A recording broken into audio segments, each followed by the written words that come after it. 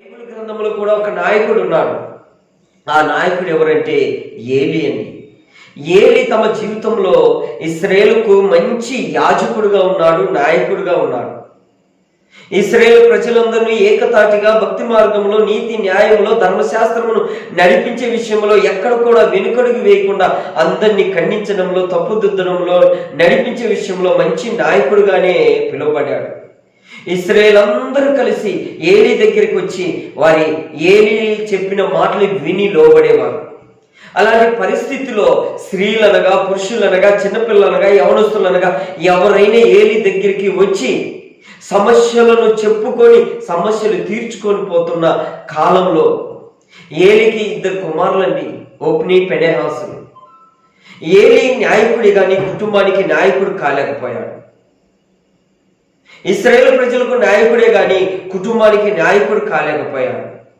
ప్రియమైన దేవుని వారలారా, కుటుంబానికి, పిల్లలకు దేవుని గురించి తెలియజేయాల్సింది పోయి, ఆ పిల్లలకు దేవుని మార్గం నడిపించవలసింది పోయి, ఆ పిల్లలకు నీతి న్యాయములు నేర్పించవలసింది పోయి, దేవుని మాటను వినని వారుగా, దేవుని ఎరుగని పిల్లలుగా మారారంటే ఒక ఏలీ నాయకుడిగా ఏం పని చేస్తున్నాడు, ఏం నేర్పించగలుగుతున్నాడు? ప్రియ దేవుని వారలారా, అక్కడ అన్న కుమారుడైన సమూయేలు మొక్కుబడితో ఏలీ దగ్గర ఉన్నప్పుడు, ఏలీ దగ్గరికి పంపించినప్పుడు ఆ ఏలీ తన సమూయేలుకు చిన్న పిల్లవాడిని ఏం నేర్పించాడు చూడండి.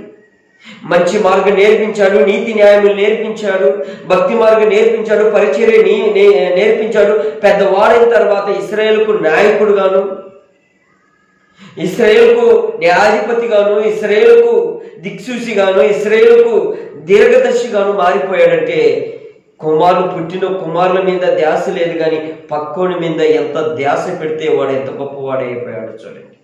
ప్రియ దేవుని వారలారా, పుట్టిన కుమారులు చెడిపోతుంటే, పుట్టిన కుమారులు దుర్మార్గులు అయిపోతుంటే, పుట్టిన కుమారులు దేవాలయం దగ్గరికి వస్తున్న వారితో శయనిస్తూ ఉంటే ఒక తండ్రిగా గద్దించవలసింది పోయి, ఒక తండ్రిగా అతని ఖండించవలసింది పోయి,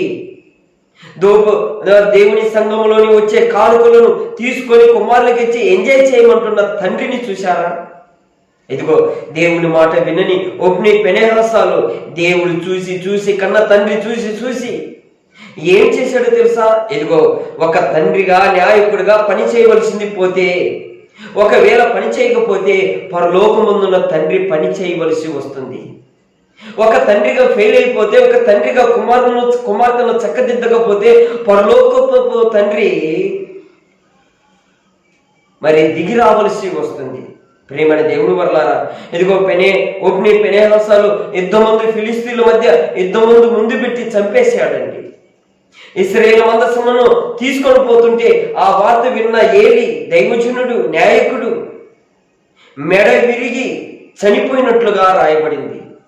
అదేవిధంగా తన కుమార్తె, తన కోడలు గర్భవతి డెలివరీ మాసంలో ఉన్నప్పుడు మోకాలు పడి కుమారుని జన్మించి చచ్చిపోయినట్టుగా రాయబడింది.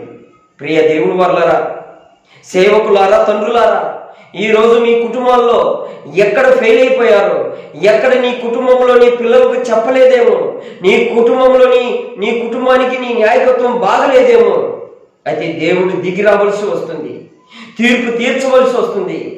అక్కడ సేవకుడిని చూడడు, నాయకుడిని చూడడు, దైవజనుడిని చూడడు, సంఘ కాపరిని చూడడు.